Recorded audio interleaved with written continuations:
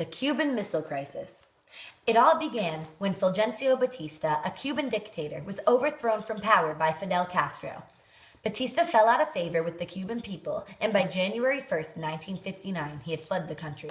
At first, the United States supported this exchange of power, but the tides were quickly going to turn for the worse. Hostilities began to grow between the United States and Cuba when Castro began to take over U.S. cattle ranchers and sugar estates in Cuba. In response to Castro's hostile overtaking of American property in Cuba, the United States placed a trade embargo on Cuba. In addition to this, the United States, with the efforts of the CIA, began operations to overthrow Castro, who was becoming more and more threatening. Castro openly embraced the communist movement, receiving recognition for this effort from the Communist Soviet Union under Nikita Khrushchev. A trade agreement was signed between the two countries. Following the Castro Revolution, many Cubans fled to the United States in order to escape Castro.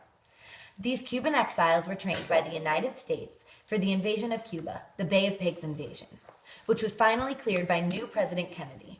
The invasion was a failure and only worked to further hostilities between the already tense countries. Afraid of a repeat attempt to take him out of power, Castro asked Khrushchev to send him nuclear missiles and what would be the first deployment of these weapons, to which Khrushchev agreed. On October 14th, the U.S. military flew over Cuba, and it became clear that the Soviets were installing medium-range missiles in launch pads in Cuba. After we saw the missiles being built in Cuba, a crucial moment in the crisis arrived on October 24th, when Soviet ships bound for Cuba neared the line of U.S. ships forming a blockade. If the Soviet ships tried to breach the blockade, then a nuclear battle would have occurred.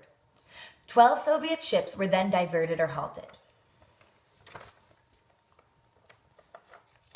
When still the naval blockade was still in place, the U.S. reconnaissance plane was shot down. On October 22, 1962, there was a nationwide television broadcast making the crisis public. The threat of having a worldwide nuclear war scared everyone. On our side, we had missiles stationed in Turkey, ready and aimed for the Soviets if they made a move on our blockade. Soon, the news reached Khrushchev and they started to turn back. On October 26, Khrushchev sent a message to Kennedy in which he offered to remove the Cuban missiles if and only if the U.S. leaders promised not to invade Cuba. The next day, the Soviet leader sent a letter with the proposition that the USSR would dismantle its missiles in Cuba if the Americans removed their missiles in Turkey. And finally, the Cuban Missile Crisis draws to a close on the 28th of October. Though it is controversial whether these missiles were offensive or defensive, the Cuban Missile Crisis was a tense moment in American history.